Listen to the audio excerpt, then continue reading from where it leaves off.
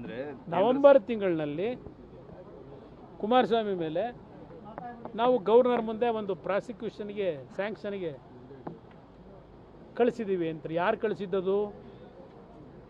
Prosecution ಅವಶ್ಯಕತೆ ಇದೆಯಾ?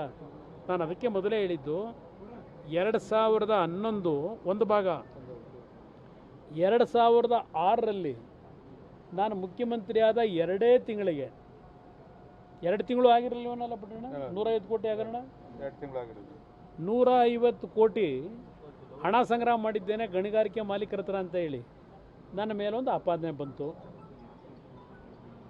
ಅದನ್ನು ಹೈದರಾಬಾದ್ಗೆ ಹೋಗಿ ಪಾಪ ಈಗ ನಮ್ಮ ಇದಾರಲ್ಲ ಸಿಡಿ ಲೀಡ್ರು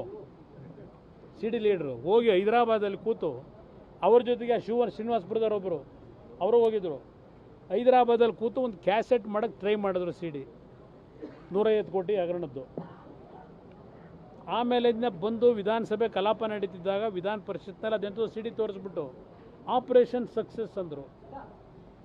ನನ್ನ ಮೇಲೆ 150 ಕೋಟಿ ಹಗರಣದ ಆಪಾದನೆ ಬಂದಾಗ ಇನ್ನು ಜಗದೀಶ್ ಶೆಟ್ಟರು ಬದುಕಿದ್ದಾರೆ, ಅಶೋಕ್ ಬದುಕಿದ್ದಾರೆ, ಅರವಿಂದ್ ನಿಂಬಾವಳಿ ಬದುಕಿದ್ದಾರೆ. ನನ್ನ ಹತ್ರ ಬಂದರು.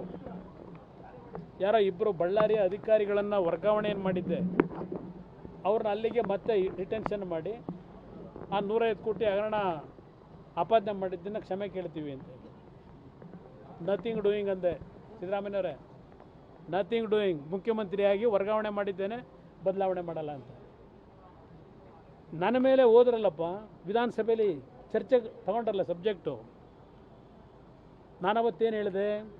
ವಿಧಾನಸೌಧ ಕಡತ ತೆಗೆದು ನೋಡಿ, ಅದೆಲ್ಲ ಪಾಪ ಸ್ಕ್ರೀನ್ ಹಾಕ್ಸಿದ್ರಲ್ಲ ಮೊನ್ನೆ ಮೈಸೂರಿನಲ್ಲಿ ನಮ್ಮ ಸಿ ಡಿ ಶಿವು, ಅದನ್ನು ಯಾಕೆ ಹಾಕಲಿಲ್ಲ ಗೊತ್ತಿಲ್ಲ. ನಾನವತ್ತು ಹೇಳಿದೆ, ನನ್ನ ಹಿಂದೆ ಇರ್ತಕ್ಕಂಥ 124 ಜನ ಶಾಸಕರುಗಳ ಬೆಂಬಲವನ್ನು ರಕ್ಷಣೆಯನ್ನು ಪಡೆದು ನಾನು ಈ 150 ಕೋಟಿ ಹಗರಣದ ರಕ್ಷಣೆ ಪಡೆಯಲ್ಲ.